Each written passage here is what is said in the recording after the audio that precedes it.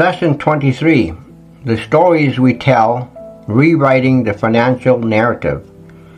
Welcome to Session 23. I am Rich Abbott, The Steward's Mind, Week 5, Session 3 of 5. In Sessions 21 and 22, we looked at the individual phrases, the seeds being planted by reflexive financial language. Today we zoom out. We look at the larger story, the financial narrative, and what it means to rewrite it. Because individual phrases are the seeds, but the narrative is the garden, and you cannot fully transform the seeds without also transforming the garden they are growing in. Part 1. What a financial narrative is. Everyone has a financial narrative. It is the story, usually partially conscious, mostly unconscious, that explains your relationship with money. It has a beginning, a middle, and an ongoing present. It has characters, events, and a plot that seems to be moving in a particular direction. Most financial narratives follow one of a handful of familiar plot lines. The struggle narrative. Money has always been hard to come by and hard to keep. I work hard, but it's never quite enough. I try to get ahead, but something always sets me back. The victim narrative. The system is stacked against people like me. The wealthy got where they are by luck or by exploitation. I have not had the same opportunities. The spiritual poverty narrative. I chose a life of service and simplicity. Money was never my priority. I am rich in the things that matter. The unworthiness narrative. I have made too many financial mistakes. I have wasted too much time. It is too late for someone with my history to build anything significant. These narratives are not entirely false. Each of them contains real events, real experiences, real pain. But they are incomplete, selected, and framed in a way that produces a particular conclusion. And the conclusion they produce is always some version of, "This is just how it is for me."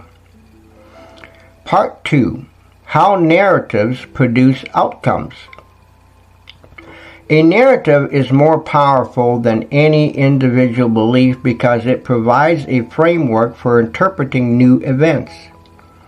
Every new financial experience gets filtered through the narrative, and if the narrative is one of perpetual struggle, new experiences get interpreted as evidence of perpetual struggle. You receive an unexpected windfall, and the narrative says, "Enjoy it while it lasts. It will be gone soon." And the behavior that follows makes it gone soon. The narrative is confirmed. You start a new financial practice, saving, budgeting, investing, and it goes well for 3 weeks. Then a setback. The narrative says, "See, this is what always happens," and the practice is abandoned. The narrative is confirmed.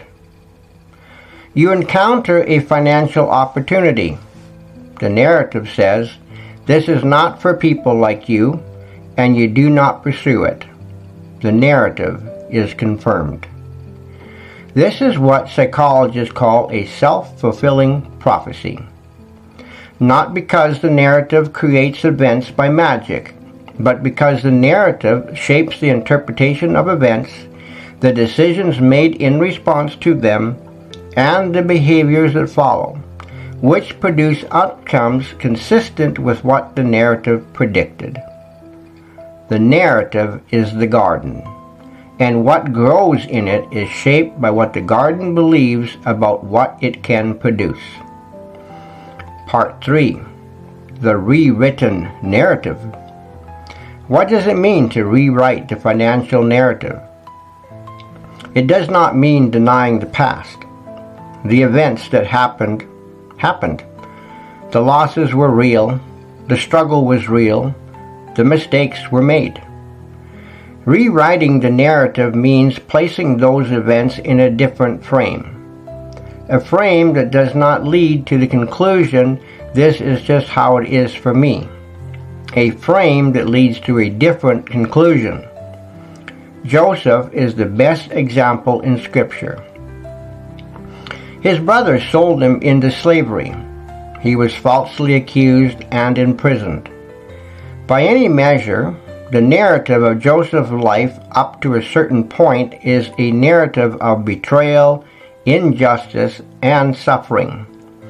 And if Joseph had told that story the way the Lev would naturally tell it, as evidence of a world that is fundamentally unjust, of a God who had abandoned him, of a future that held only more of the same, the story would have ended very differently. But Joseph told a different story. Not a denial of what happened, but a reframe of its meaning. In Genesis 50 verse 20, he says to his brothers, "You intended to harm me, but God intended it for good."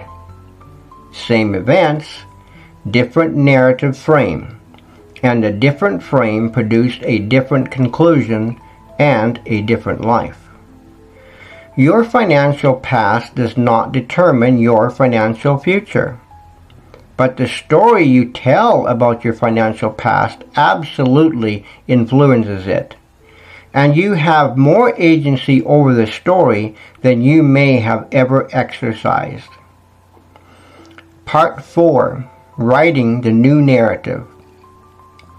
Let me give you a structure for the rewritten financial narrative. Not a script, a framework. The rewritten narrative has 3 movements. The first movement is honest acknowledgement. What happened, stated plainly and without minimization. The struggle was real. The mistakes were made. The losses occurred. You were not pretending otherwise. The second movement is the reframe.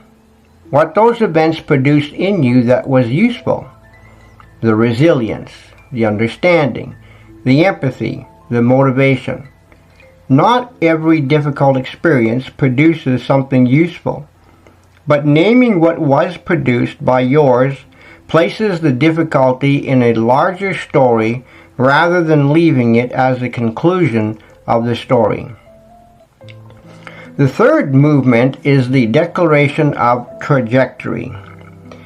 Where you are going from here, not where you have been, not even where you are now.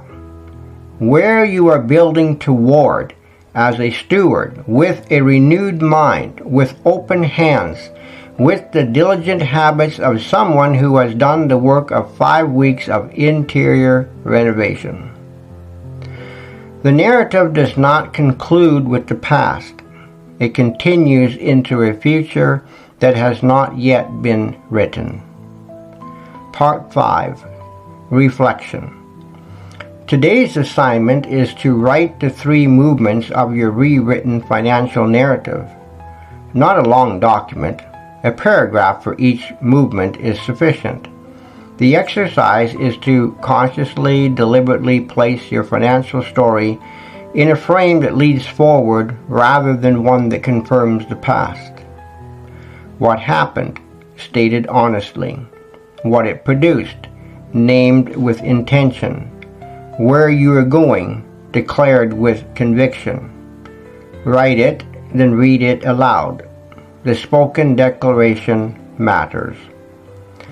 Closing declaration. Say this. My past is real, but it is not my conclusion. I reframe what happened without denying that it happened. I name what was produced in me by difficulty and I use it. My narrative is moving forward toward the steward I am becoming. The story is not over. The best chapters are being written now. This is Rich Abbott Session 24 is next.